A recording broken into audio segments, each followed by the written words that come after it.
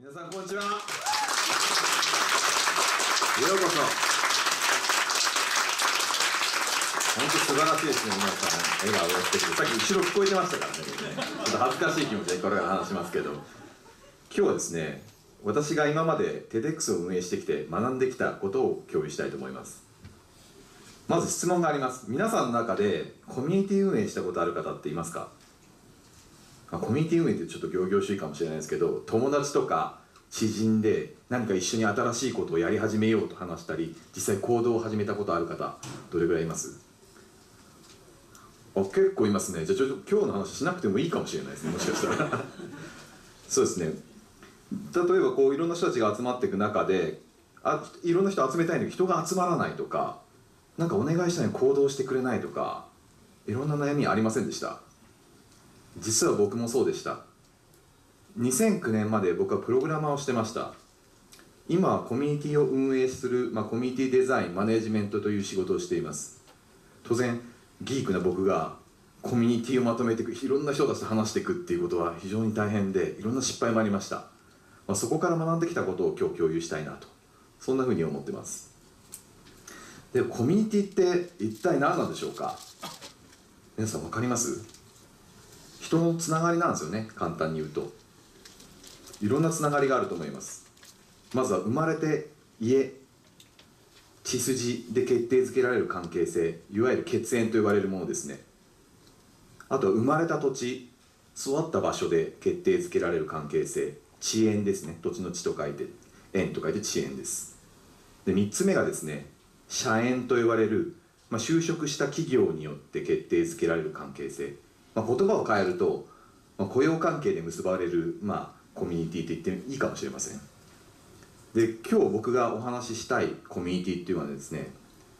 その話をする前にちょっと一つやりたいことがあります。ちょっと皆さんちょっと立っていただいていいですか？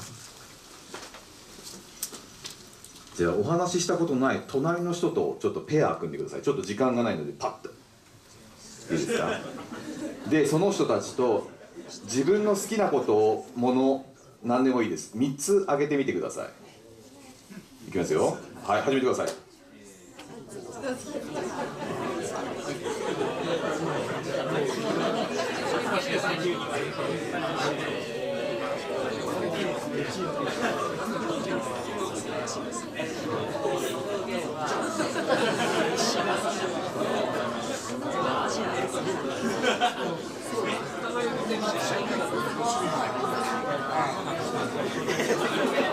よろしいですか？大丈夫ですか？じゃあ皆さん座っていただいていいですか？この中で同じようなこと、共通の好きなこと、関心事があったっていうペアいますか？いますね。今日お話しする対象はコミュニティというのはそういうものです。知識の知と書いて縁と書いて知縁と呼びます。これは知的好奇心で集まる、もしくは関心事で集まる、共感で集まるコミュニティのことを指します。で、このコミュニティっていうのはみんなで知恵を出し合って目的に向かって何かを行動していったりすることもあります。あとはですね、ボランティアで活動するのが多いですね。で、大きな社縁とか地縁とか血縁と違うのは全くもって強制力がない、そんなコミュニティをどうマネジメントしていくのか、僕はいろんな失敗を通じて学んできたつもりです。ではその5つの学びを共有していきたいなと思います。まず1つ目は、ごめんなさいね、楽しいが行動原理です。僕は2009年に TEDx 東京という活動を始めたんですけども、それまでコミュニティで活動したことは一切ありませんでした。どんなものか全く想像できなかったんです。で、ある時打ち合わせに行ったんですね。もう僕のイメージと全く違ったんです。最初僕のイメージしたものは、もうなんかみんな硬いスーツ着て座って、もうけんけんがくがくなんか真面目な話をずっとしてるのかと思ったら全然違くて、それは大きなライブ会場の2階に、隠れ家みたいなカフェがあるんですけど、そこに集まってアメリカ人、フランス人、インド人、デザイナー、プログラマー、もいろんなコンサルタント、マーケター、いろんな人たちが集まっていろんな話をしてるんですよ。で、本題は全然いかないですね。もう1時間のミーティング40分ぐらいどうしようもない話してるんですけど、それもすごい面白い。例えば恋愛話をしたりするんですね。あの人好きになったんですよ、もういいよその話はみたいな。あと海外のね、これ今戦争が起きてる事情とかいろんな話をするんですね。もう本当知的な交流がすごく行われているんですね。僕はすごく興奮したんです。 This is so cool ってその時感じたんですね。こんな世界があったなんて僕は全然知らなかったんです。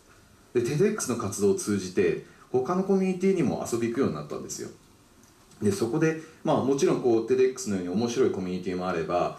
全く暗いコミュニティもあったんですね。でその暗いコミュニティいくつか見ていくと共通点が見えたんですよね。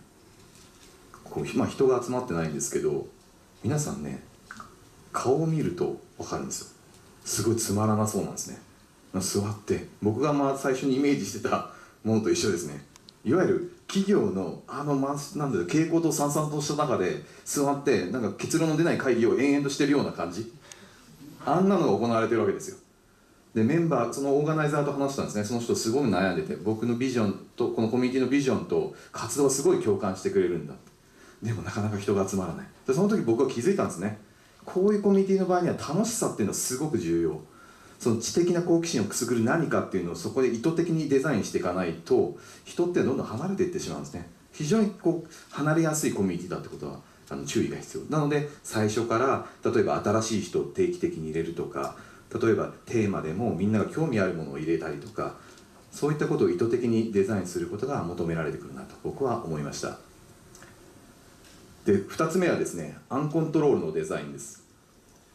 先ほど言った通りさまざまな人たちが来るんですね。なのでライフスタイルも違えば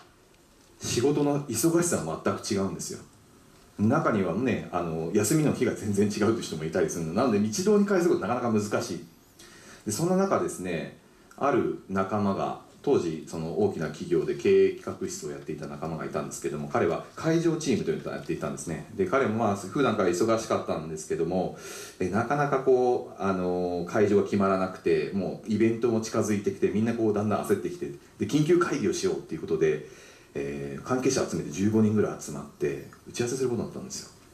でその1時間前にですね、彼から電話がかかってきたんですね。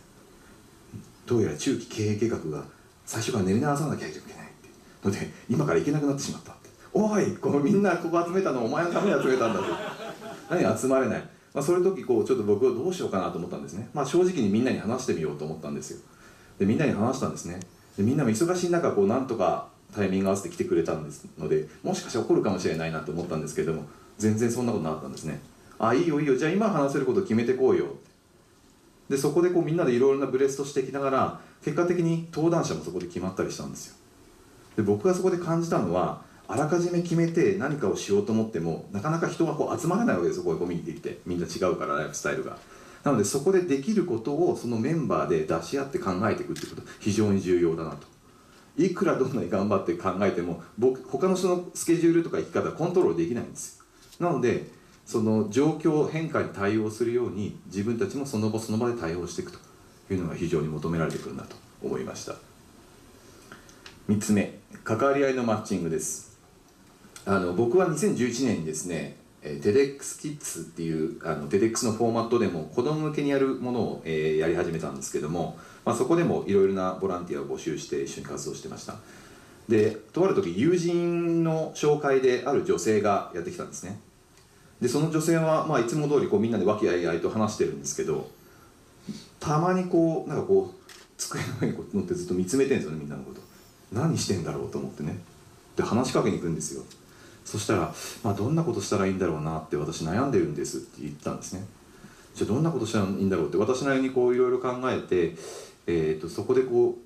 ういう仕事があるよ、こういう作業があるよって言おうと思ったんですね。でもそこで僕グッとこらえたんですよ。実はその TEDx キッズ始める前に、僕っていろんな人に作業をお願いしちゃってたことがよくあったんですね。で作業をお願いしちゃうと、それは自分の仕事をその人に分け与えてるだけで、その人の仕事じゃないんですよ。その分け与えられた仕事っていうのは、つまり自分で積極的にやりたいと思ってるような仕事ではないので、それがたくさん来ちゃうとみんな辞めてっちゃうんですよね。でそんな僕も失敗あったので、そこほんとグッとこられたんですよ。で彼女が同じようなことを3週間後にずっとやってたんですよね。でとある時にもう一回話したんですね。で僕はお願いすることはいつもしないんですけど、こういう仕事があるよ、こういう仕事があるよ、こういう仕事があるよって投げかけるようにしてるんです。でそうする時に彼女が私会社でいつも部屋にこもってずっと同じような人たちと同じようなことばかり話してるんですと。で大学生の時は NPO でいろんな人たちと会って未来について語り合ってたんです。そんなことを人といっぱいコミュニケーションを取りたいんですって言ってたんですね。で僕は、参加者チームっていうのがありますね。先ほどパティスパントチームって言ったと思うんですけど、まさにそれなんですけども、参加者の人たちと対話を通じてその人たちの体験をデザインしていくということがあります。それを話したんですね。で彼女がもう喜んでくるかなと思ったんですけど来なくて、また考えますって言ってたんですね。で1週間後メールで一文で私やりますって書いてあったんですね。その後の彼女の動きはものすごかったです。もうその後自分で何が必要かタスクを全部洗い出して、もう参加者の人たちともうメールも頻繁にやり取りして、当時僕 TEDx キッズを始めたのが初めてだったので、すごく忙しくてあんまりいろんなことに目が向かなかったんですけども、彼女がいたおかげでその辺を全部任せることができたんです。もし僕があそこでこらえずにお願いしてたらきっとこうはならなかったと思うんですよね。だからそうやって人が色を塗れるスペースを用意してあげて、そこで自ら色を塗ってあげることを後押ししてあげるということが非常に大事だなと僕はそこで感じました。リーダーシップは地位ではなく行動です。先ほどから何度もお話ししているようにいろんな人たちが来るんですね。でその人たちの中では本当にやる気があって、私リーダーやりたいです、僕リーダーやりたいですって人も出てきます。ただその中の僕の経験上なんですけども、半分ぐらいはですね、リーダーになっただけでその後何もしなくなったんですよね。 Facebook のタイトル見て、なんかディレクターになってるけどあなたなんかしてるっけみたいな、よくあるんです。でそこからですね、僕はそういう相談が来るときこういうようになったんですね。みんなの前で活動して自分のことを証明してくださいと。そうすればみんなが認めて結果的にあなたがリーダーになりますと。でそういうふうに言ってちゃんと行動した人たちは本当にうまいチームを作り上げていくんですよね。なのでポジションを与えるんじゃなくて、その人に行動を喚起させるってことが非常に重要だなと思いました。例えばみんなね、例えばどっかのコミュニティに所属しててなんか活動してて、全く知らない人が「リーダーです」って言われてもなんだかよくわからないじゃないですか。でその人が一生懸命活動して誰よりも、そのことに対して真剣に行動してればみんな人って認めてくると思うんですよね。だからそれが僕すごく重要だなとその経験から感じました。5つ目がですね、休憩のデザインです。本当に長くやってるとですね、人のそのメンバーのライフステージって変わってくるんですよ。結婚したり子供が生まれたり、もしくは転職したり新しいプロジェクト立ち上げたり、いろいろその忙しさが変わってくるんですね。で前のように活動ができなくなってくるんです。でもずっと一緒にやってると仲間意識みたいに芽生えてっちゃって、なかなか言い出しづらかったりするんですよね。しがらみみたいに問われて、本当は忙しいんだけどでも誘われたから行かなきゃみたいな感じでいくと、だんだんその人のアウトプットの質も悪くなってくるし、なかなか周りにも変な影響出てきてしまうので、私は毎年、次の年何しますかっていう時に必ず相談するようにしてるんですね。でもし今こういう何かが始まってるんであれば、もしかしたら一回休憩した方がいいかもしれませんというように相談するようにしてます。それで僕はコミュニティの構成を何層かに分けてるんですね。でコアチームっていわゆる企画をするチームです。ここには本当にコミットできる人、僕はアクティビティ率と呼んでるんですけど、それが 80%、90% ぐらい高い人たちしか入らないようにしてます。それは入る前に皆さんに言ってます。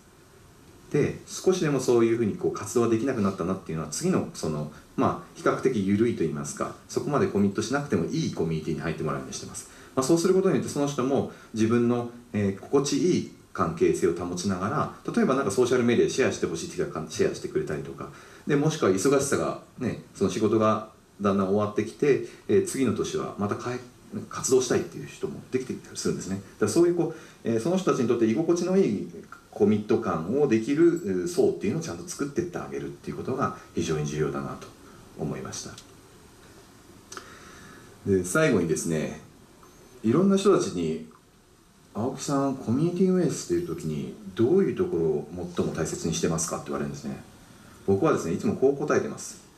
コミュニティの温度です。どれだけその温かさがみんなに伝わっていくか。よく焚き火に僕と例えるんですけど、この中で焚き火やったことある方いますよね。火つけた方いらっしゃいます？もしくはバーベキューで炭をやって結構火つけるの大変じゃないですか最初。こう、ティッシュとか小枝みたいの並べて、少しこうちょっと太めの枯れた木を置いて火をつけて、でなかなか火がつかなければもう一回何個かやってみるみたいな形だと思うんですけど、一回火がついてしまうとあとはその太い木でも何でも投入したらどんどん燃えていくじゃないですか。僕はコミュニティ運営ってそれと一緒だなと思ってるんですよ。最初にこのやる気とかの火をつけるのはなかなか大変なんですけど、一度こうみんなが火ついちゃうともう何もしなくていいけど、むしろ何もしない方がいいみたいな。でたまにこういろんな風が吹いて火が消えそうになる時は、ちょっとこう風当てを用意したりとか、もっと燃える火を入れてみたりしながら温度を調整していくということが非常に大切だなと思っています。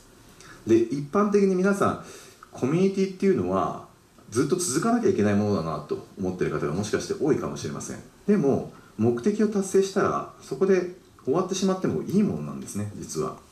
例えばバーベキューの炭燃やしてて料理ができたらやめますよね。燃やしててずっとバーンしてたらご飯食べれないじゃないですか。そこで重要なのは皆さん一緒にご飯を食べることなんですよ。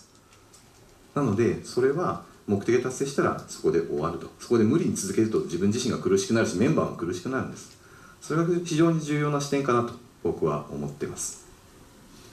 そしてですね、こういろんな世の中にはですね、いろんな課題にあふれていると思うんです。ビジネスでは解決できないようなものもあるし、ビジネスとして捉えられることができずになかなか企業も参加できない出来事ってあると思うんですけども、いろんな人たちがですね、自分たちの知恵を出し合いながら楽しみながら参加できる場がたくさんできていけば、もしかしたらお金なんか必要ないんですよね。でそういった場がたくさん増えていくといろんな課題解決できてくると思いませんか？僕はできてくると思うんですよね。でそういった世界がもしかしたら子供に自慢できる素敵な世界になるんじゃないかなと僕は思ってるんですよね。本日はありがとうございました。